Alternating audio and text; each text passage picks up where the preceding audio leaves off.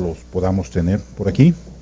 La Universidad Autónoma Benito Juárez de Oaxaca, la Universidad Autónoma del Estado de México, la Universidad Autónoma de Morelos, con las dos sedes que tiene, la Universidad Autónoma de Nuevo León, la Universidad Autónoma de Tamaulipas, la Universidad Autónoma Veracruzana y otros colegas de la Universidad de San Buenaventura en Cali, Colombia. Bien, yo creo que sin más le pasamos la estafeta al doctor Arnaud y a nuestros invitados del día de hoy, que les agradecemos su presencia. ¿Sí? Y lo de Roberto, que ¿no? Bien, gracias.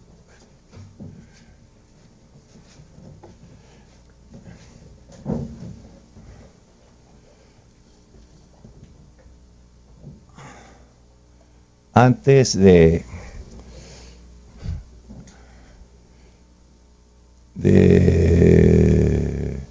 presentarles la mesa que me va a tocar moderar este día, quiero recordar a un distinguido universitario que murió el día de hoy, Roberto Escudero, representante de la Facultad de Filosofía y Letras ante el Consejo Nacional de Huelga del Movimiento Estudiantil de 1968.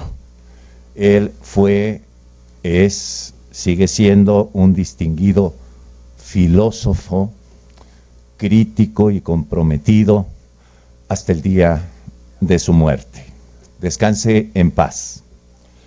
Bueno, ahora los saludo a los que están por allá lejos a través del ciberespacio y a quienes están aquí presentes para la segunda sesión del primer módulo de este curso, Política, Políticas y Gobierno de la Educación Superior en México, normales, tecnológicos y universidades.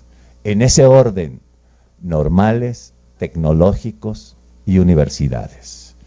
Es quizá un hecho histórico el hecho de que se haya convocado a este curso precisamente desde la Universidad Nacional Autónoma de México, la institución más grande y de mayor alcurnia del sistema universitario mexicano, y que desde aquí se haya convocado a una reflexión sobre los otros dos subsistemas de educación superior que generalmente se ven en un segundo plano, el subsistema tecnológico, o no se ven como es el caso de la educación normal. Así es que no solamente se agruparon los tres subsistemas en clave comparada y monográfica, sino que se privilegió un orden inverso a la relevancia que el gobierno, y por qué no decirlo, también los investigadores educativos suelen otorgarle principalmente al subsistema universitario, el tecnológico, y cuando llega a venir el Papa a visitarnos, se acuerdan de que también la educación normal es un sistema nacional de educación superior.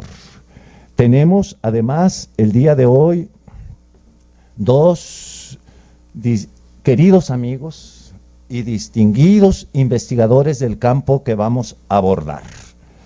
Una es la doctora Rosa María Torres Hernández, que estudió la licenciatura y el doctorado en pedagogía en la Facultad de Filosofía y Letras, que es investigadora de tiempo completo de la Universidad Pedagógica Nacional y ahora también es nuestra jefa de jefas, la presidenta de nuestra corporación que se llama Consejo Mexicano de Investigación Educativa. Pero algo más, es una pionera en el estudio de las escuelas normales rurales, Si la educación normal suele ser despreciada y olvidada, las escuelas normales no solamente son despreciadas y olvidadas, sino a cada rato clausuradas, no, sino es que desaparecidas, como los 43 estudiantes que desaparecieron en el crimen de Iguala hace ya casi un año. Me refiero a los 2 años, me refiero a los estudiantes normalistas de la Escuela Normal Rural de Ayotzinapa. Pero Rosa María Torres también se dedica a otros temas. Sus líneas de investigación son varias. Una es, como decía, el estudio de las normales rurales, y en eso es pionera. También se dedica al estudio de la formación docente y la narrativa autobiográfica, al análisis de las prácticas en las instituciones escolares, y en los últimos años también se ha dedicado a un campo nuevo, que es el de la formación para la educación artística. Tiene muchas publicaciones, no las voy a mencionar porque si no se nos va a ir el tiempo que tenemos para escucharla. También vamos a escuchar al profesor Zenobio Popoca Ochoa. Él es egresado de la Benemérita Escuela Nacional de Maestros.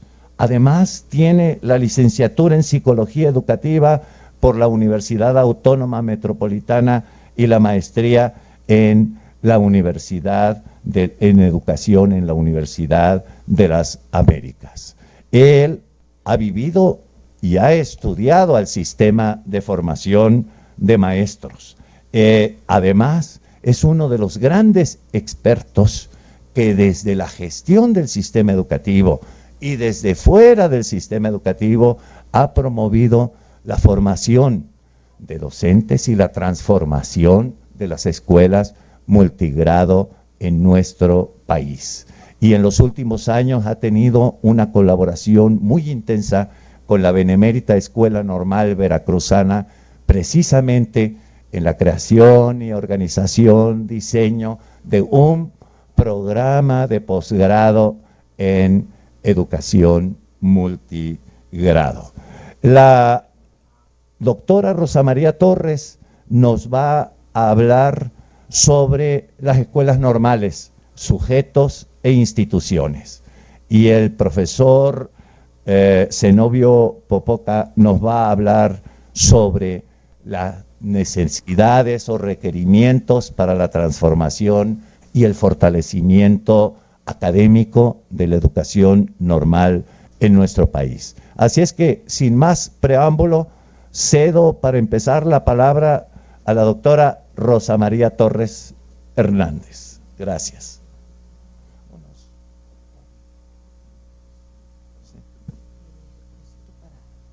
No, está por allá. Muchísimas gracias, qué amable. Así se llama. Bueno, yo quiero primero plantear desde dónde voy a hablar acerca de las escuelas normales, porque hay muchos ángulos posibles de análisis de este tipo de instituciones, y desde dónde voy a hablar acerca de los estudiantes y de los maestros fundamentalmente. No tocaré a los directivos, aunque sí de soslayo, digamos, sí tocaré algún punto, pero lo que me interesa más es decirles que yo el tipo de trabajo que realizo lo hago desde una mirada del análisis institucional, y así empecé con las escuelas normales rurales y hasta la fecha sigo con esa misma línea. Bueno, yo lo que quiero plantear antes que entrar a las escuelas normales es que estamos viviendo un momento clave para la profesión docente, y que ese momento clave de la profesión docente tiene que ver con lo que denominamos una reconfiguración de la profesión. Es decir, ha habido momentos ya anteriores de reconfiguración, y lo que ahora tenemos es nuevas reglas de regulación de la profesión y del trabajo de los docentes, de las dos cosas. Una de ellas es que se ha intensificado el trabajo de los docentes, y evidentemente esto ha hecho una cuestión diferente frente a la profesión, y por otra parte se han flexibilizado las políticas educacionales que promueven nuevos reglamentos, nuevas normas y nuevas formas de enfrentar qué es esto de la profesión. Bueno, en estas nuevas regulaciones encontramos una centralidad atribuida a los docentes, es decir, los docentes son como el foco de todo el juicio social, ¿no? Pero esta centralidad tiene que ver con esta nueva manera también de ver a la profesión, más como en una especie de acción de mercado que también tiene que ver con la regulación del trabajo. Otro asunto es la precarización de la profesión, o sea, por un lado hay una centralización en la responsabilidad, pero por otro lado hay una precarización de la profesión que se ve fundamentalmente en la disminución de las garantías sociales e incluso en el ataque directo a las formas gremiales que se ha dado esta profesión, o sea, ataque abierto, digamos. Esto es así, no en México, es en muchas partes del mundo. El otro asunto es que hay una lógica performativa, es decir, lo que importa es el desarrollo, no importa la formación como tal, no importa las trayectorias, sino lo que importa es cómo se desempeña y cómo se desarrolla ese profesional in situ, digamos, en su condición de profesional. El otro punto que creo que también es muy importante, pues es una prevalencia de la evaluación y de pago por mérito, ¿no? Que uno le puede ver, o sea, simplemente estoy describiendo, le puede ver incluso sus ventajas, pero también hay que ver que esto entra de todo un marco de regulaciones posibles, digamos, ¿no? Voy a decir por qué hago el trabajo desde el encuadre institucional y ahí voy a entrar con las normales ya directamente. Bueno, porque me interesan tres cosas, ¿no? La historia de las instituciones, que así fue como inicié con las escuelas normales rurales, la cultura escolar y sus gramáticas, es decir, me interesa cómo en esas instituciones se regulan las normas, se establecen los códigos, todo eso me interesa de las escuelas normales. Y también me interesa otro asunto que fue como empecé también con el estudio de las normales rurales, que para los sujetos, las instituciones, sobre todo las normales, no que para los universitarios no lo sea, pero creo que con las normales hay una condición particular. La viven, es una vivencia de patrimonio, es decir, la escuela es un patrimonio, la normal es un patrimonio cultural, no es simplemente el lugar donde se forman, es el patrimonio que es un patrimonio para la nación y para los que pertenecen a la institución, y creo que esto también es muy importante.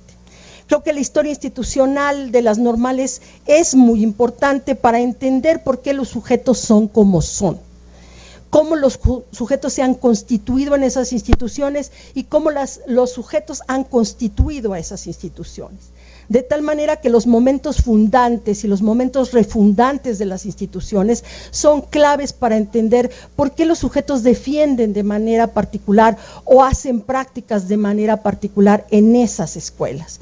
No es lo mismo pertenecer a las instituciones beneméritas y centenarias que pertenecer a la normal del desierto, ¿no? Al CREN, o pertenecer a las normales rurales. Surgieron en momentos históricos distintos, con mandatos sociales diferentes, y eso arma una historia que permite entender también por qué los sujetos se comportan como se comportan y actúan frente a la práctica pedagógica de una manera totalmente distinta. De tal suerte que este diagrama que ustedes ven aquí podría ser aplicado a cualquiera de las instituciones, tratando de entender que la historia de las normales no es una historia de ninguna institución, pero particularmente la de las normales no es una historia lineal ni cronológica, sino que hay momentos fundantes y refundantes que incluso lo devuelven a uno no al momento cronológico anterior, sino al momento más de origen, digamos, al momento del principio, esencialmente. Las normales rurales sin duda son eso. Es decir, los sujetos viven en el 2016, pero tienen el mandato social de el 1926, es decir, y eso hay que comprenderlo porque si no se entiende, parece una acción de guerrilleros colocados en las escuelas, y eso no es totalmente así, hay que comprender mucho más el proceso. También es evidente que para poder estudiar las normales habría que hacer un trabajo que tuviera que ver en cuál es su estilo idiosincrático. O sea, todas las instituciones tienen estilos idiosincráticos, pero reconocer los estilos idiosincráticos de las normales me parece central. Y también una cosa importante es la relación de ese estilo con sus condiciones particulares y con sus resultados particulares desde su lógica idiosincrática. No el resultado que pretende ver solamente el sistema, sino también el resultado que idiosincráticamente ellos se dan para seguirse constituyendo como institución. De tal manera que a veces cambian las condiciones, como en este caso, con la ley de servicio profesional decente, cambiará una condición y eso pegará al estilo idiosincrático y pegará al tipo de resultados que puedan tener estas instituciones. De tal suerte que hoy las normales viven una tensión muy clara entre un sistema educativo tradicional que les había delegado un mandato estatal particular y que en ocasiones habían tomado en momentos diferentes de la historia, y por otro lado un sistema que se dice moderno, pero que no necesariamente encuadra con aquel mandato social del cual creen ser portadores. Bueno, parece que entonces la pregunta ¿qué hacer con las normales? Parece pertinente. Y parece pertinente porque es difícil establecer en una institución la relación antiguo-moderno, sobre todo en una institución de tan larga tradición. Tomen ustedes en cuenta que, por ejemplo, en el caso de las normales rurales estamos hablando de prácticamente 100 años, ¿no? Y de las beneméritas y centenarias ni hablar. O sea, estamos hablando de instituciones de gran trascendencia y trayectoria histórica, ¿no? Bueno, por otra parte, también las escuelas normales han sido consideradas como dispositivos de formación para formar para el saber, y eso quiero asentarlo, formar en el saber y en el hacer. Y esto me parece que es un tesoro o un reservorio del saber de la práctica, que del saber de la práctica de los docentes, que no necesariamente aparece en otras instituciones. Y eso creo que vale la pena plantearlo. Son instituciones de tercer nivel que casi siempre se les quiere aparejar a las universidades. O sea, se quiere hacer de las normales una especie de universidad, proto-universidad que va avanzando, ¿no? Pero que en realidad no tiene esas características. Lo que en realidad comparten con ellas tensiones generadas por el mundo contemporáneo, pero no son similares. Bueno, también hay que considerar esta antinomia de las normales y universidades. Quizás tiene oculto el tema de quién gobierna el saber, quién gobierna el conocimiento. O sea, tampoco es gratuito esta tensión entre universidades y normales, o que algunos propongan que las normales se conviertan en universidades, porque eso tiene que ver con el poder del conocimiento, no es nada más una iniciativa para que mejoren o para que sean más productivas en el campo del conocimiento.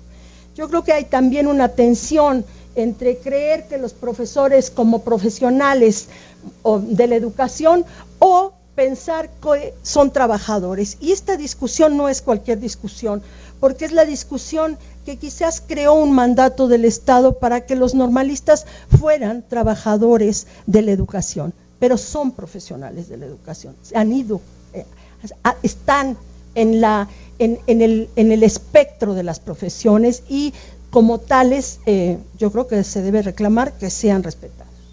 La homogenización de las escuelas normales es una especie de expectativa que tiene el sistema de enseñanza superior, pero igual que las universidades no son homogéneas. O sea, hay una gran diversidad de escuelas, de procesos y de historias que no permiten tan claramente tal homogenización, por más que se ha intentado. Bueno, creo que también hay una extrapolación de los modelos de regularización, ¿no? Voy a poner un ejemplo: si en las universidades hay cuerpos académicos, pues que también en las normales haya cuerpos académicos. Si aquí hay un PIFE, aquí acá hay un PEFEN. O sea, todas las regularizaciones de gestión se quieren hacer símiles y no necesariamente esto es lo más adecuado para instituciones de tercer nivel que tienen otras historias, otras características y otras culturas. Bueno, por otra parte, también hay una limitación en las tomas de decisiones, ¿no? Es decir, las universidades y sobre todo las universidades autónomas, bueno, regulan sus procesos de una manera totalmente distinta. Las escuelas normales no lo pueden hacer con las mismas condiciones y entonces se enfrentan a campos profesionales, en este caso, en condiciones desiguales, digamos. Bueno, las condiciones actuales del sistema son que hay desarticulación en el sistema de formación, que hay diversificación de múltiples instituciones, que hay segmentación, porque además unos se ocupan de la formación inicial, que son las normales, y otras instituciones como los CAMPS y todo esto, y otros se ocupan de la formación continua, y hay una separación en el desarrollo profesional que debe tener un normalista. Hay una heterogeneidad también en términos no solamente de el tipo de escuela, sino que a veces también hay mixturas entre ellas, pero no son tan claras por qué o cómo se han ido desarrollando esas mixturas. Bueno, las escuelas normales, en este momento tenemos 452 452 escuelas normales. Aquí están por regiones, yo no me voy a detener en eso, pero sí me parece que es muy importante saber, por ejemplo, que en la región 4, donde se encuentra el Estado de México, es el lugar donde más se concentran las normales. Y si a eso le sumamos, o sea, este es el más fuerte grupo de escuelas de formación inicial. Y si a eso le sumamos que ahora los CAM también han sido reconocidos como centros de formación, bueno, se van sumando una serie de instituciones con diferentes historias. El número de escuelas públicas en el ciclo 14-15, ahí lo pueden ustedes ver, y la mayoría de las escuelas están en escuelas normales estatales. O sea, ese es el tipo, todas estas que ven ustedes aquí son las escuelas normales, son las modalidades, todas las formas de escuelas normales. No hay homogeneidad en el sistema, son diversas y básicamente tenemos aquí en las estatales las más fuertes, pero también tenemos una escuela de educación artística en Campeche, pero eso no quiere decir que sea la única escuela que da la licenciatura de educación artística. También está el CREN en San Luis Potosí, en fin, se diversifica mucho, no solo por tipo de establecimiento, sino por modalidad de lo que dan al interior de esos establecimientos. Otro elemento fundamental para entender por qué los sujetos son lo que son al interior de las instituciones escolares es el plan de estudios. El plan de estudios es un organizador institucional y permite comprender algunas cuestiones como los vínculos institucionales, las formas de interrelación personal, la identificación particular que hacen cada uno de los estudiantes o de los maestros y las afiliaciones de los grupos o las tribus a determinado tipo de planes de estudio, de tal manera que uno puede analizar perfectamente cómo, y pueden ser estas filiaciones conscientes e inconscientes, podemos analizar perfectamente cómo muchos se adscriben y siguen adscritos a planes de estudio por filiación que ya no están ni siquiera vigentes, pero que sienten que son más cercanos a lo que ellos pretenden promover como maestros, ¿no? Que aquí está simplemente una cronología que nos permite saber cuáles han sido unos puntos clave en la formación de los maestros, pero por ejemplo, después de que se convirtió en licenciatura, el plan 97 hay normales que lo siguen evocando como el lugar clave de la formación, no importando que ya estemos en el periodo 2014, en el plan de estudios 2014. Ese tipo de cosas van a seguir actuando sobre los maestros de las normales. ¿Quiénes son los docentes de las normales? Bueno, los docentes de las normales tienen una tensión entre el contenido de la enseñanza y el saber que portan, que muchas veces es un saber teórico, pero que a la vez tiene que estar ligado a un saber práctico, que es el saber de las escuelas.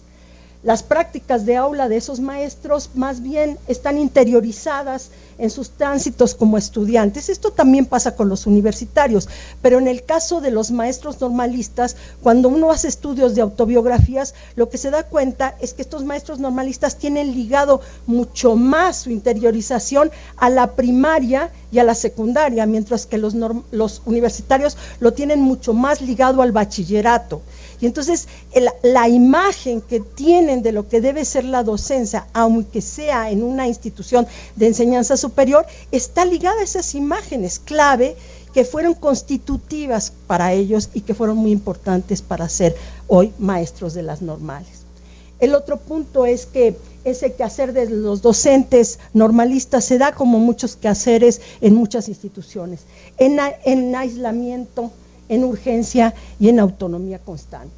Luego también hay relaciones entre pares más de carácter informal que de carácter formal, porque se han ido desgastando las formas, las academias se desgastaron, los cuerpos académicos no terminan de cuajar, en fin, hay una serie de cosas que están haciendo que las relaciones informales sean mucho más fuertes que las relaciones formales que se tienen al interior de la institución.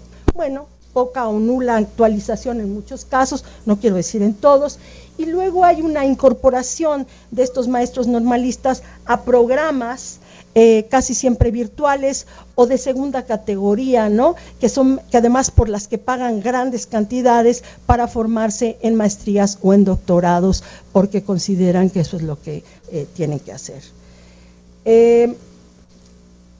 El número de docentes por género que tienen ustedes aquí en las normales públicas, bueno, pues evidentemente no es tan disparejo, digamos, no es que haya un mayor número de alumnas que de alumnos, ¿sí?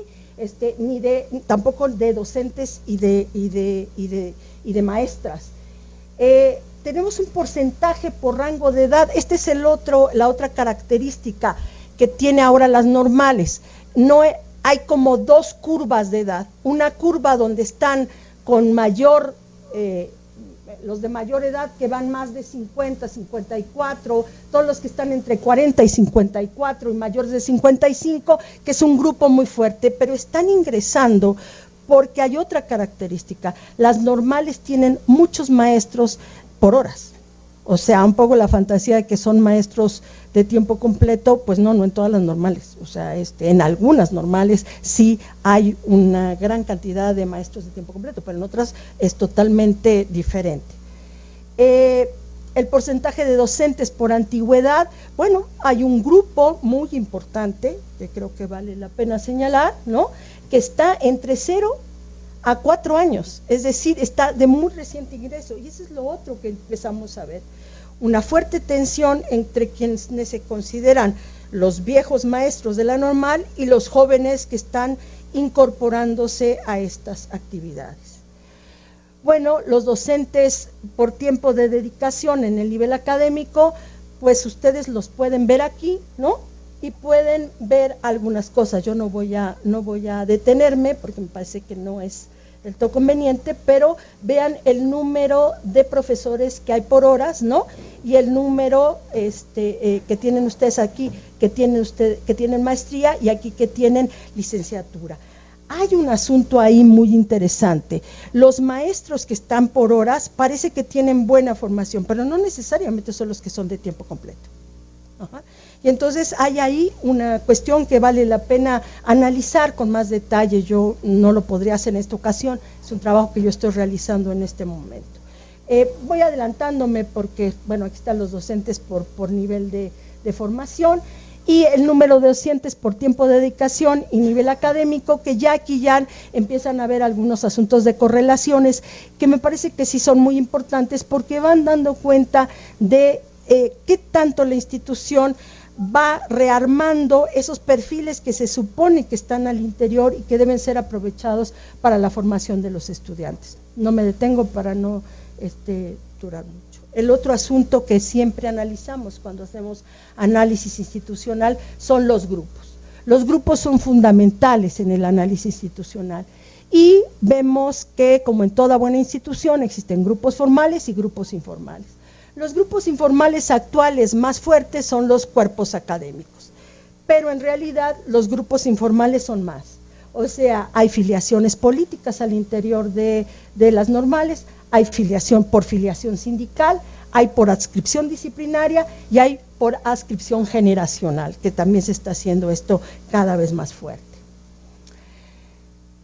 Los cuerpos académicos, que son los formales, si vemos, Aguascalientes es la única entidad que tiene 17 cuerpos académicos, pero la mayoría tiene muy pocos cuerpos académicos porque es un tipo de organización que está sobrepuesta al tipo de relación que tienen los maestros al interior de las normales.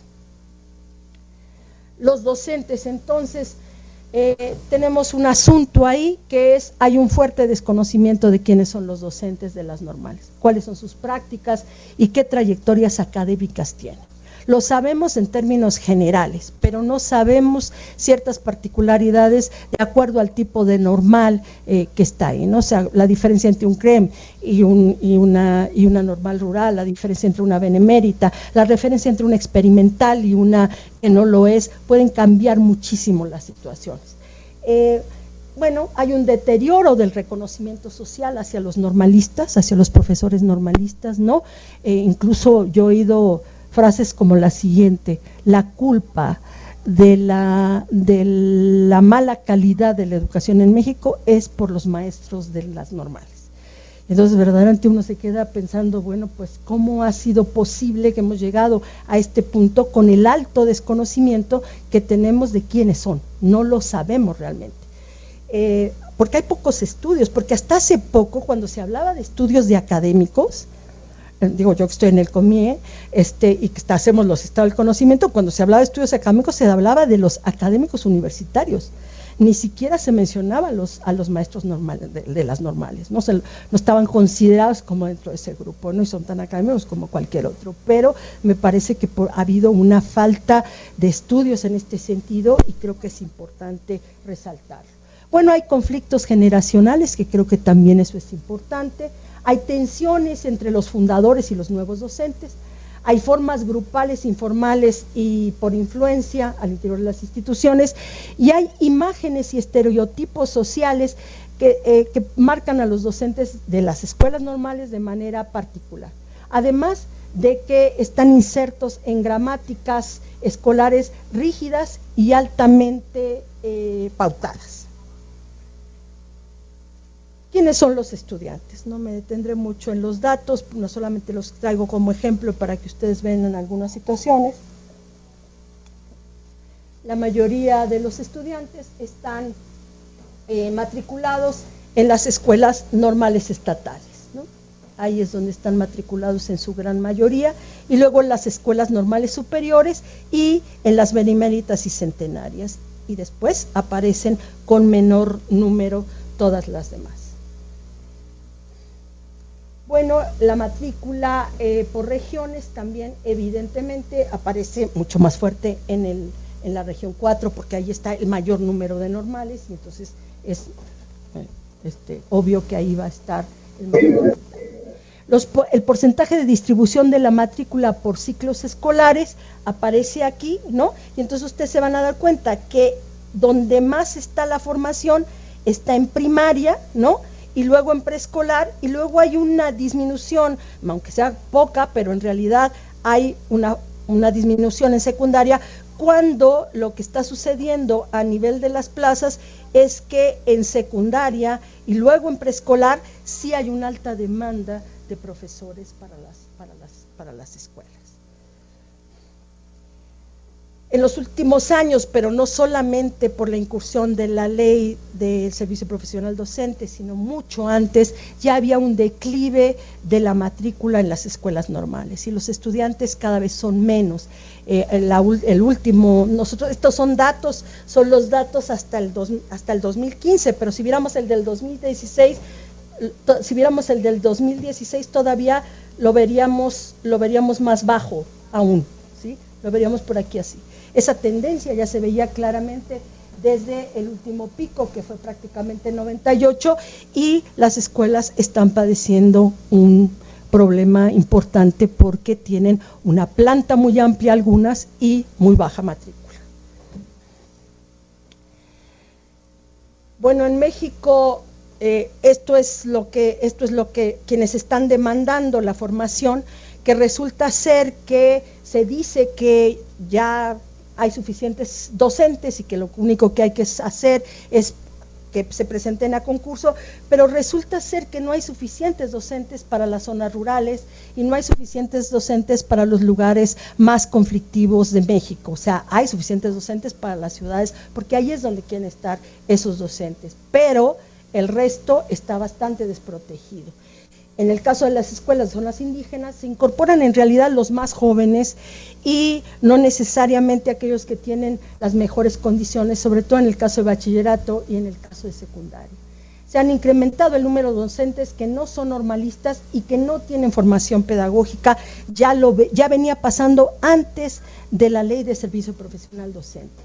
De tal manera que se está armando como una especie de estructura, ¿no?, que esto también tiene que ver con la reconfiguración de la profesión, aparece un bloque, que es un bloque de inicial, preescolar y primaria, donde preferentemente las normales estarán en ese primer piso, pero habrá un segundo piso que será la educación media, ¿no?, la media baja, que le llaman en otros países, y la media alta, que es el bachillerato, que quedará fundamentalmente en las universidades y los tecnológicos y subsidiariamente con las normales. Y esto también hará un cambio en el tipo de formación que se tiene que establecer acerca de los profesores. Bueno, el promedio de bachillerato de los ingresados a las escuelas normales, como ustedes pueden ver aquí, está entre 8.9 en el mayor número. En realidad, aquí el tema es que de qué bachilleratos vienen y cómo solicitan su ingreso. Digamos, este sería un estudio que habría que hacerlo con las diferentes instituciones normales, no con las que normalmente se hacen, que casi todo el mundo privilegia, no me dejará mentir Zenobio, las beneméritas y centenarias. O sea, el resto de las escuelas son poco estudiadas en términos generales. La matrícula como base en género, las licenciaturas escolares, pues la pueden ver aquí, ¿no? Ya está cambiando, se está modificando la entrada de hombres, ¿no?, a preescolar, y empieza a variar también en ese sentido la lógica de distribución, que también habría que revisar con más calma cómo se está reconfigurando la profesión. Bueno, los estudiantes también tenemos un desconocimiento de quiénes son y sus trayectorias, igual, ¿no? Están reclamados a ser portadores de la tradición normalista, por un lado, ¿no? O sea, enfrentados a una condición nueva, pero por otra parte las normales les piden que tengan vocación, que sean portadores del bien social que se les ha atribuido, y están en esa situación. La atribución social dice que sus capitales sociales y culturales son bajos, ¿no? También hay altas expectativas de su formación. Por un lado se dice que los que ingresen a la formación inicial tienen que ser los mejores, pero por otro lado se estima que la profesión docente es de baja calidad, y entonces ahí hay una tensión muy fuerte. Hay imágenes estereotipadas de lo que son los estudiantes de las escuelas normales, ¿no? Y por otro lado también en algunos casos se infantiliza los procesos de formación a los estudiantes normalistas, ¿no? O sea, creo que hay lugares donde verdaderamente no hay trabajo de tomarlos como instituciones de enseñanza superior que trabajan con sujetos que tienen altas capacidades para hacer un buen trabajo académico. Bueno, están insertos en gramáticas escolares, igual que los maestros, rígidas y altamente pautadas, y en algunos casos hay tensión entre la adscripción a grupos formales e informales, porque también se ven altamente influenciados por los grupos de los maestros. Estoy terminando, me voy a detener un poquito en esto, porque sí me parece que vale la pena, digamos, no lo desprendo totalmente de la primera parte, sino de un largo estudio de estar trabajando esto sobre las normales, y creo que hay retos fundamentales. pero hay que hacer algunas consideraciones. Las escuelas normales son instituciones calificadas para la formación de maestros en la educación básica, y eso hay que tenerlo muy presente. La vinculación de la educación normal y la educación básica es muy importante y se deriva de esta relación de tradiciones pedagógicas y saberes pedagógicos. Es importante consolidar a las normales como instituciones de enseñanza superior con un fuerte apoyo académico, material y financiero. Y por otra parte, debe haber un respeto social a su misión histórica, que si bien está reconfigurándose, también es cierto que prevalecen los mandatos sociales que se les han asignado a esas instituciones, hoy por hoy. Bueno, ¿cuáles son los retos? Una definición clara del Estado de qué espera de la formación de los profesores desde las escuelas normales. No solamente desde el mercado laboral, sino desde las propias escuelas normales. Detenerse en el análisis de la tradición y los estilos de cada tipo de escuela me parece fundamental. Analizar las prácticas institucionales, instituyentes e instituidas de las normales en particular, y no suponer que porque uno conoce una institución de enseñanza superior, conoce a las normales. Considerar las trayectorias de los docentes de las escuelas normales, construir lo común a las escuelas normales sin menoscabo de la diversidad, superar la desautorización cultural que tienen en este momento las normales, esto es, poder hacerse cargo de la transmisión cultural que les corresponde a las normales y no solamente desautorizarlas. Evitar las acciones de supervivencia que a veces las normales tienden a hacer, por ejemplo, decir, bueno, como ya no tenemos matrícula, entonces, bueno, vamos a dar cursos para que nuestros alumnos pasen el examen de ingreso, o sea, o demos cualquier cosa para la cual no estamos formados, pero como un asunto de supervivencia se ve como parte del trabajo.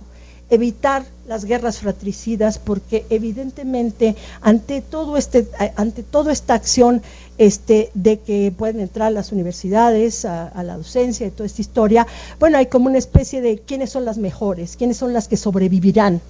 Y yo digo, bueno, aquí hay un asunto fraterno, digamos, que habría que considerar socialmente. Reconocer la importancia de la renovación generacional en la planta docente, esto sí me parece fundamental. O sea que ahí hay un asunto clave que habrá que reconocer y que habrá que ver cuáles son las salidas, las rutas y los caminos en las instituciones. Reconocer las trayectorias académicas y personales de los docentes y los estudiantes normalistas. Formar a los docentes de las escuelas normales me parece fundamental, a partir de los ámbitos de conocimiento disciplinar, pero también a partir de ese énfasis que tienen en lo pedagógico, sin desconocer sus trayectorias académicas. Una formación que no se funde en el déficit, porque eso es muy común en México, hacer formación de docentes desde el déficit, todo lo que les falta, ¿no? En lugar de trabajar sobre la identificación de las potencias y de las posibilidades de sus trayectorias y de sus consolidaciones como profesores de las normales. Definición por parte de las escuelas normales como centros de universidad con rasgos propios y criterios propios para valorar la calidad de sus procesos y de sus productos de acuerdo a sus especificidades. Determinar las formas de planeación, organización y gestión que se correspondan con la naturaleza de estas instituciones y no traer o, digamos, importar formas de otras instituciones de enseñanza superior. Asumir que el conflicto, luego es muy común también sobre la pedagógica, lo dicen, ¿no? Es que son instituciones conflictivas, ¿no? Y entonces uno dice, pues el conflicto es parte de la vida social, o sea, es parte de las instituciones. Y creo que es un asunto que fuera de simplemente descalificarlo, habría que analizar qué carácter tiene al interior de cada una de las instituciones. Establecer rasgos de autonomía, ¿no? Fue una cosa que en los foros vimos mucho, estuvo ahí Alberto, ¿no? O sea, decían, bueno, nos piden que seamos esto, que seamos aquello, pero no tenemos márgenes de autonomía, estamos circunscritos a lo que el Estado plantea.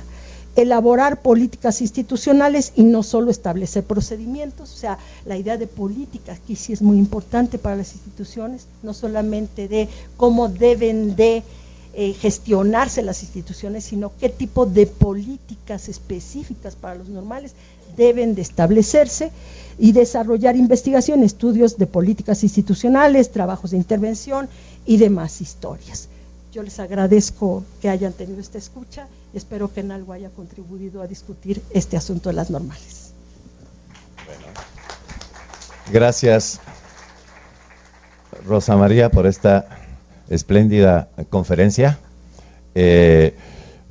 No te nos vayas a ir, porque vamos a hacer, luego que termine el maestro Zenobio Popoca, un receso, y van a venir las preguntas y comentarios desde distintos rumbos del país y aún de algunos países sudamericanos.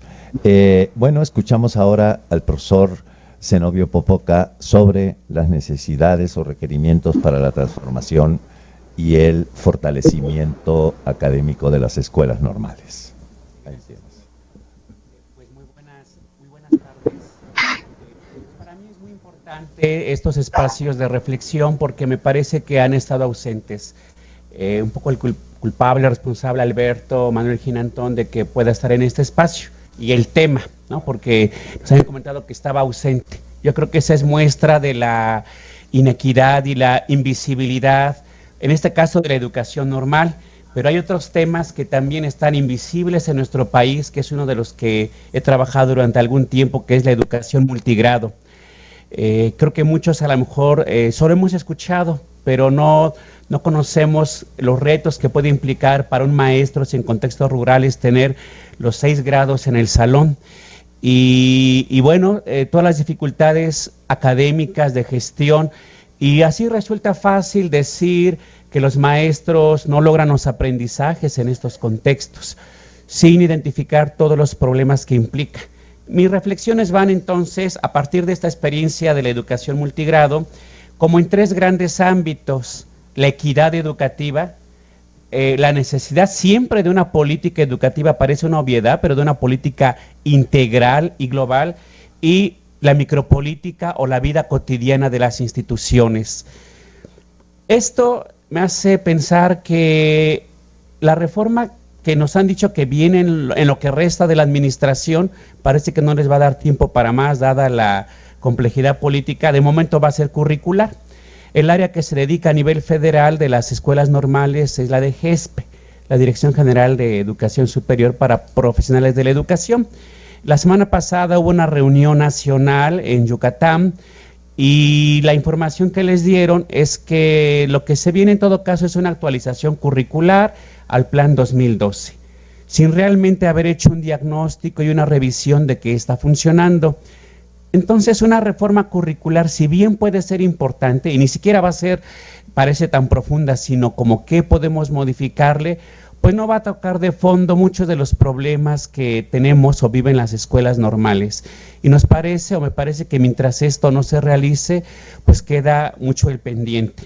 Entonces, las reflexiones yo creo que van a tener muchas coincidencias con lo que Rosa María ha tocado, pero sí quiero hacer algunos énfasis. Esto me recuerda que hace muchos años leíamos por ahí que un fantasma recorre Europa, ¿no? El fantasma del comunismo. Pues desde hace, yo creo, unos 15, 20 años se escucha el fantasma de la desaparición de las normales. Hace algunos años que si mejor transformarlas en escuelas de turismo, ¿no? Que si eran escuelas de guerrilleros, y todavía ahora, no hace mucho, que se quita el monopolio a las escuelas normales en la formación de maestros. Lo dice el secretario de Educación, cuando el monopolio en todo caso es de la Secretaría de Educación Pública. O sea, no es de las normales como tal y como instituciones. Precisamente dependemos en todo, en el currículum, en las políticas de formación, el presupuesto, en lo que define la Secretaría de Educación. Entonces, ha habido muchas consignas o muchas declaraciones en los medios que lamentablemente luego evitan el debate. Y yo creo que lo importante es reflexionar más bien en los retos. ¿Qué quiere decir eso del monopolio? eso evita a lo mejor discutir cuál es como la perspectiva de la formación docente. Y yo creo que eso es lo que deberíamos hacer, más que las normales sí o las normales no, es cuál es entonces ahora esta perspectiva de la formación docente. Ese es un elemento que me gustaría tratar. El otro, me parece que se ha abusado de ese discurso y quizás hasta mis amigos, es esto de que cualquier egresado de licenciatura puede ser docente. Y yo creo que esas consignas, o contestar y responder a ellas también con otra consigna de que no cualquiera puede serlo, y luego circulan en las redes sociales que entonces cualquiera puede ser secretario, me parece que respondemos con la misma trivialidad, permítame decirlo, o facilidad, y no entrar entonces qué se requiere o qué implica la formación docente. Me parece que tanto una afirmación como otra pueden ser de poco diálogo. Entonces, antes de iniciar o centrarme en la transformación, quiero entrar a esto en este contexto de la reforma. Nos parece a varios que pues, tenemos algunas reflexiones, discusiones. La pregunta es, ¿se requiere o no una formación específica para la docencia? Esa es una. Y de ahí una siguiente es, esa formación específica en el contexto actual, porque si bien las normales más de 130 o 40 años, aquí me acompañan queridos amigos de la Nacional de Maestros y de aquí también que están en la universidad. Y si la formación específica para la docencia solo tendría que ser en la normal. Creo que son dos preguntas que se van enriqueciendo y todo esto. Ya nos ha comentado Rosa María, creo que muchos tuvimos la experiencia cuando estudiamos la secundaria, que nuestros profesores, a lo mejor nos dimos cuenta o no, hoy lo sabemos, unos normalistas, otros universitarios, con alguna formación complementaria pedagógica. Es decir, no es nuevo, y ya nos planteó Rosa María ese esquema, y yo creo que me parece que eso empieza a precisar el debate.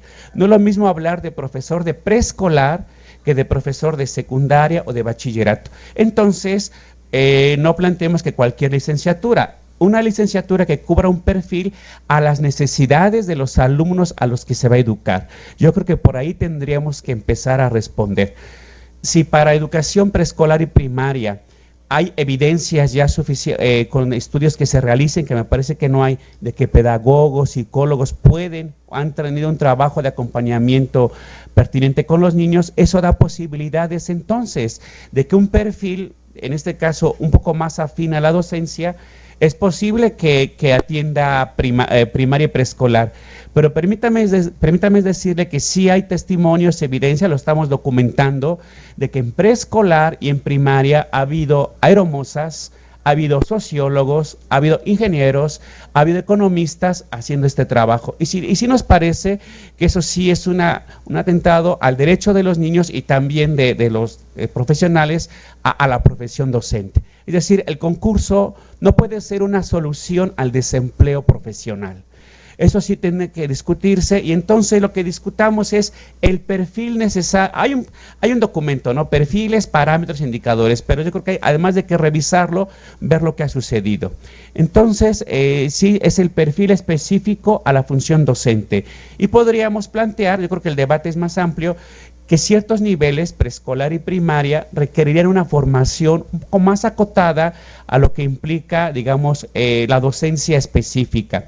¿Y cuáles son esos elementos? Yo creo que los distintos planes de estudio de las normales un poco abonan hacia allá. Un conocimiento de los procesos de cómo aprende y cómo se pueden diseñar situaciones de enseñanza. ¿Cómo se aprende la alfabetización? Es el curso que ahora imparto. ¿Cómo se aprende? ¿Cómo los niños aprenden a leer y escribir? ¿No? Y cómo de ahí se pueden derivar procesos de intervención, igual matemáticas, igual historia. Yo sé que a lo mejor no ha sido suficiente, igual en las normales, y a pesar de que lo revisen, quizá hay quien ponga planas, ¿no? Que hay quien ponga numeraciones, pero bueno, hay otras explicaciones también de por qué se cae en ese tipo de prácticas. Entonces, por un lado, la formación específica para la docencia, que es lo que quiero primero ahondar, requeriría ciertos saberes. Entonces, uno de ellos es estos procesos, no solo psicológicos, sino hoy se está recuperando la didáctica, desde una visión no prescriptiva, sino de interpretación de situaciones didácticas que propicien la reflexión de los niños. Otro aspecto es el sentido de la profesión, el sentido histórico, el sentido sociológico, y que también ha estado presente más o menos en la formación docente. Entonces, eso también sería muy importante. Y en la formación normalista hay un trayecto que se llama práctica profesional, que no es solo como la práctica, o sea, como ir a jugar con los niños y esto, sino finalmente el sentido de, primero, conocer qué pasa en las escuelas, analizarlas. Es más, un paréntesis, países Finlandia, Colombia, comentan compañeros que han ido a hacer estudios, el examen de ingreso a la universidad donde se formen como maestros, no se forman como pedagogos, se forman como profesionales de la docencia. Hay una primera parte que es inmersión en la escuela, no un propedéutico propiamente largo, pero sí conocer las escuelas, porque a veces el solo conocerlas te permite identificar, esto posiblemente no es para mí. Incluso nosotros en la normal, el primer semestre, segundo, no es ir a practicar, sino acercarte a contextos urbanos, si es posible rurales, y aunque no lo tenemos documentado con un estudio, pero sí como algunos testimonios, hay jóvenes que llegan a decir, ¿sabe qué, maestro? Como que parece que esto no es lo que yo pienso, lo que yo quiero, pues mejor dejo la escuela. Es decir, este acercamiento a la escuela les va dando un conocimiento inicial de lo que es el trabajo docente. Y el otro aspecto es precisamente la práctica acompañada. Paulatinamente se va incrementando desde unas semanas hasta 2, 3 semanas, y el plan anterior, séptimo y octavo, implicaba todo el año estar en la escuela primaria. Bueno, no las 200 semanas, sino un periodo largo en las primarias y otro regresando a la normal para reflexionar sobre qué implica ese tipo de intervención docente. Hoy se redujo a un semestre, bueno, a unas semanas en el séptimo y ya más amplio en el octavo, pero lo que busca es que el futuro docente identifique no solo la enseñanza con los niños, sino lo que implica trabajar con padres, lo que implica la gestión, lo que implican ciertas normas, y les va permitiendo pues como mayor acercamiento. A lo que yo iría es que debatamos si se requiere una formación específica. Nos parece que sí es importante. Y si ese es un principio, el segundo es solo en las normales. A lo mejor ahí es donde yo creo podemos responder con, hay una diversidad donde se puede trabajar para una formación docente. Porque cuando escucho a mis compañeros de la normal o de otras normales, me parece que estamos defendiendo por gremialismo, ¿no? Que sí, las normales porque somos los que hemos construido históricamente una visión, y yo creo que ese discurso puede ser que ya se agotó. Mejor veamos. E incluso la UPN, compañeros, tengo amigos que trabajan en Rosa María o en las unidades, no lleva 2 o 3 años que egresados de la UPN y de la LIE, y no por el concurso, podían incorporarse a la docencia, pero sin duda también tenían, aunque no sé si haya estudios específicos, algunos retos. Entonces, yo creo que discutamos si, como sucede en bachillerato, o se está intentando, un marco curricular común para bachillerato, puede haber un marco curricular común para la formación de profesores, independientemente que hagas tu estudio en escuelas normales, en UPNs o en universidades. Por cierto, uno de los pocos casos que hay en la Ciudad de México, me parece que es la Universidad La Salle, ofrece la licenciatura en Educación Normal. Claro que lo que ofrece es el plan de estudios de la Secretaría de Educación Pública, porque ese sería el extremo, ¿no? Que digamos que hubiera un plan de estudios nacional y que lo pudieran retomar la normal, la UPN o la universidad. Yo creo que ese es como un radical, ese es como la profesión de Estado. El Estado define, la Secretaría de Educación Pública, el plan de estudios. Creo que podemos avanzar como una institución de educación superior a que las instituciones que nos dedicamos a formar docentes discutamos qué requiere un docente para ejercer esa profesión. Y entonces, en foros, en congresos, construyamos, a lo mejor no un plan de estudios único, sino así como una universidad puede tener su plan de estudios en medicina aquí y una en Sinaloa, pero bueno, se supone que hay marcos comunes compartidos. Yo creo que para tomar las cosas con seriedad tendría que ser de esa manera, porque de otra forma, pues igual van a seguir, ¿no? La UPN por su lado, la universidad ofreciendo pedagogía y otras, y no hay marcos curriculares comunes. Entonces, como en estos dos puntos, me parece que sí habría una formación específica para la docencia, pero hay una diversidad de instituciones que lo podrían ofrecer, pero no de manera dispersa, sino que discutamos cuál sería ese marco curricular para la formación docente. Y esto me lleva a lo que plantea el INE y la Secretaría de Educación. Hace algunos meses, y bueno, sinceramente somos conocidos, pero podemos discrepar, la maestra Silvia Schmelkes decía que qué bueno que ya se definió cuál es el perfil para ser maestro y que el perfil era estos parámetros indicadores y que entonces las normales teníamos que ajustarnos, o cualquiera que quisiera tendría que ajustarse a esos perfiles, parámetros indicadores. Me parece que eso es muy controlador, demasiado impositivo. Más bien, que discutan las normales, que discutan las universidades, que discuta el INE, que discuta la Secretaría de Educación Pública, cuáles son los perfiles, parámetros e indicadores, y ya llegamos a un consenso. Porque si no, de GESPE ahora que venga la renovación del plan de estudios, quizás tomen en cuenta qué pide INE, ¿no? Pero esa es una trampa. Estamos educando para pasar exámenes de ingreso a la docencia. Así como en educación básica se está formando para que pasen o se formó en su tiempo para pasar enlace, ese puede ser un posible riesgo. Porque yo creo que debe haber libertad de cátedra, y si formas en una conciencia más autónoma, a lo mejor ahora no veo Freire y Freine, yo soy muy maestro freinetiano, pero como no lo plantea y no es algo que se va a ver en perfiles, parámetros e indicadores, se va acotando. Entonces yo creo que esos son dos retos. Y de ahí me lleva por eso al tema central, el fortalecimiento de las escuelas normales. Es decir, algunos planteamos que la educación normal tiene su sentido histórico, su saber acumulado y su sentido social, pero no como única institución en esta realidad actual, pese a que algunos compañeros a lo mejor no quienes me acompañan, pero sí otros, discrepen de que pareciera que entonces nos abrimos a las demás instituciones. Yo creo que esa es una realidad que no podemos negar, no podemos, de lo que se critica a las normales, la endogamia, de cerrarnos solo a nuestra formación. Entonces, ¿qué propuestas o qué política educativa me parece que sería necesario? De hecho, Rosa María yo creo que ya lo planteó, pero yo quisiera mencionarlo desde la vivencia, o sea, desde la vida cotidiana y desde la micropolítica. Y la equidad, 4 o 5 aspectos. Pues sí, una política de materiales e infraestructura, una de desarrollo académico, de gestión institucional y de funciones como institución de educación superior. 3 compañeros estamos aquí de la Benemérita Escuela Nacional de Maestros. Algún tiempo no era Benemérita y entonces era la Escuela Nacional de Maestros. Algún tiempo creímos, o algunos de la normal siguen creyendo, que es la Escuela Nacional de Maestros, ¿sí? La nacional.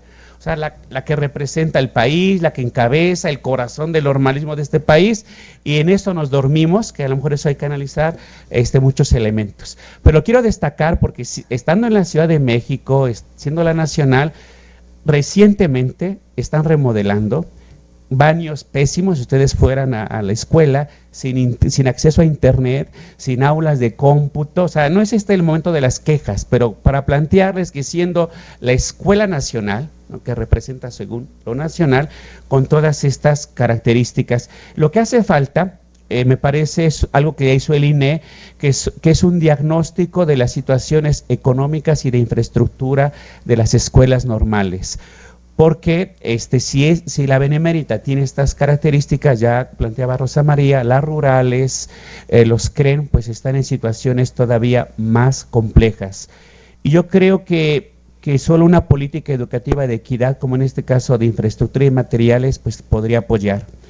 El otro aspecto que me parece muy importante, la gestión institucional. Pero se vincula también con la micropolítica y vida académica.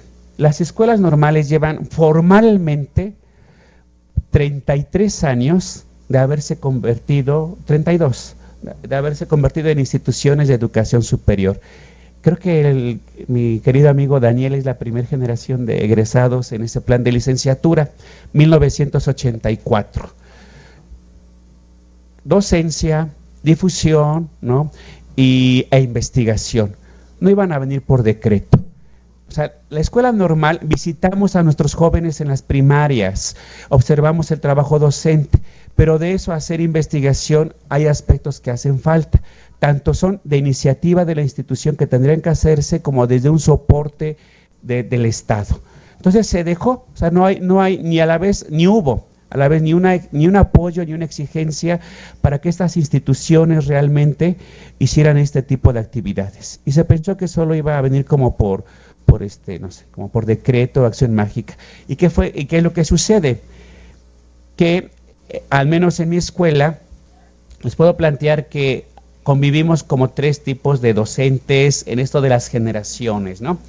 Precisamente aquellos que fueron mis maestros, nuestros maestros, algunos de ellos, creo que el 100% de titulares C, tiempos completos, pero porque aquí sí yo creo que es la parte de la gestión, tiene que cuidarse, porque de pronto hay estas complicidades institucionales, sindicales, yo creo que sí fue un daño, es un daño el CENTE, eso no es, yo estoy del comité sindical ahora, entonces creemos que un sindicato no es ni complicidad ni simulación, que es un espacio también para construir academia, pero bueno, esto viene que sí el CENTE en términos generales pues tuvo mucha complicidad en esto. Y entonces no se requería que fueras doctor o maestro para llegar a ser titular C. En esta y creo que en otras instituciones. Bastaba que tuvieras 25 años de servicio y entonces se te hacía el equivalente para ser titular C. Me parece que eso sí tendría que modificarse en hace 2-3 años había una propuesta de hacer una reforma más amplia, ¿no? Académica, de gestión, y quedó en el tintero. Yo creo que sí es importante reformular estos criterios de ingreso, academia hacia las escuelas normales, porque si no, pues se queda en la simulación. Esa es la cuestión académica. Algo más que tiene que ver con lo académica es la forma de ingreso a las escuelas normales. No hay una sola manera. En la institución donde estoy, llevan como 10 años que se pudo instalar poco a poco el examen de oposición y examen de ingreso. Pero, permítame decirle que conozco queridas escuelas normales donde efectivamente el familiar, el papá, le pasa la plaza al familiar. Y yo creo que eso igual tiene que decirse, es decir, ni es en todo el país, ni es en todas las normales, pero hay una diversidad de situaciones y eso sí tiene que regularse desde la política educativa. Nos hace daño tanto no decir lo único, pero tampoco decir que eso es general, como si antes de la reforma en básica, eso lo escribió usted querido amigo, ni todo era corrupción, ni todo ahora es salvado, ¿no? Pero entonces hay que reconocer esos matices. Entonces sí hay herencia, pero también, por ejemplo, en escuelas normales de Oaxaca y otras, hay la llamada comisión. Siendo maestro de primaria, te comisionan como profesor de la normal. Claro, tienes que tener maestría, sí se pide, alguna formación complementaria, porque como no hay presupuesto disponible, pues a lo mejor influye también que si eres amigo, ¿no? Pero lo que no debería ser es solo comisionado, porque eso también afecta, digamos, la profesión docente. Entonces, esto tiene que ver con la gestión. Otro aspecto más de la gestión, llevamos 130 años que al director lo pone o le deja enano el subsecretario y se va cuando le hacen una marcha, cuando le cierran la escuela. O sea, nadie sabe cuándo va a llegar un nuevo director y nadie sabe cuándo se va a ir. Es decir, mi directora llegó hace 3-4 años y hoy nadie va a saber cuándo va a terminar. Cuando alguien le cierre la escuela, cuando algunos cuestionemos, y no a ella, sino al proceso, nos parece que eso da inestabilidad y hace vulnerable a una institución. No hay a nivel nacional un reglamento así como más general que le dé autonomía, procesos académicos de cómo se llega a este tipo de figuras. Y entonces realmente esto todo hace que sea como decimos una primaria, una secundaria, a veces en chiquito. Y mucho de esto explica toda esta parte de la vida cotidiana de las escuelas.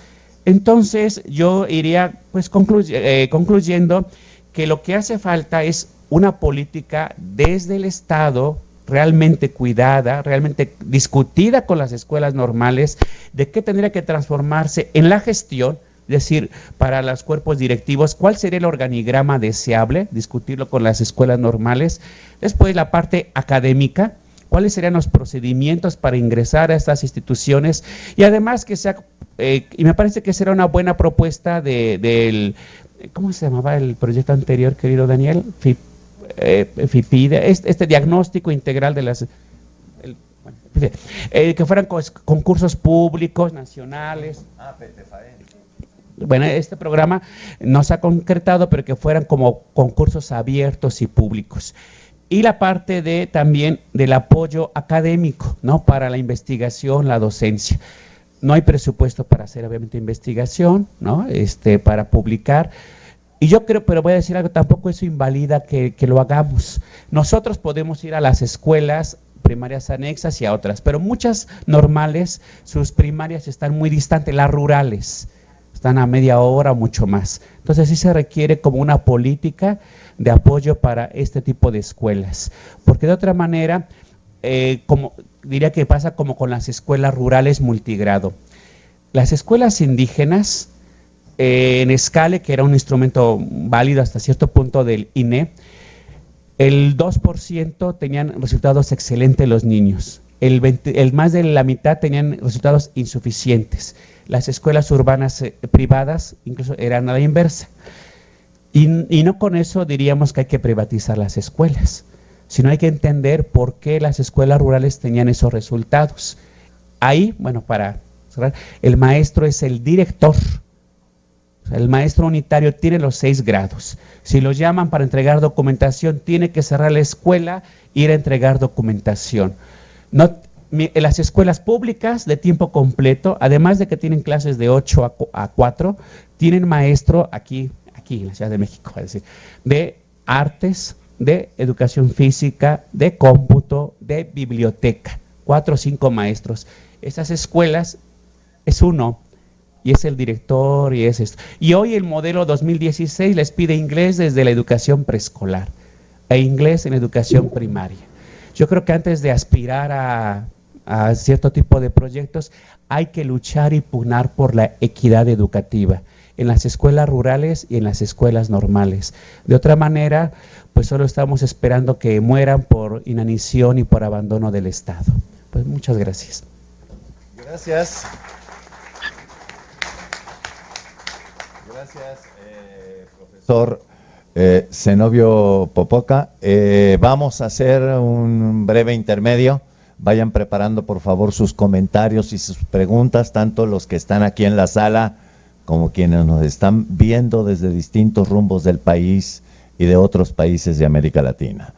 Gracias por su atención y nos vemos en unos minutos. Hasta luego.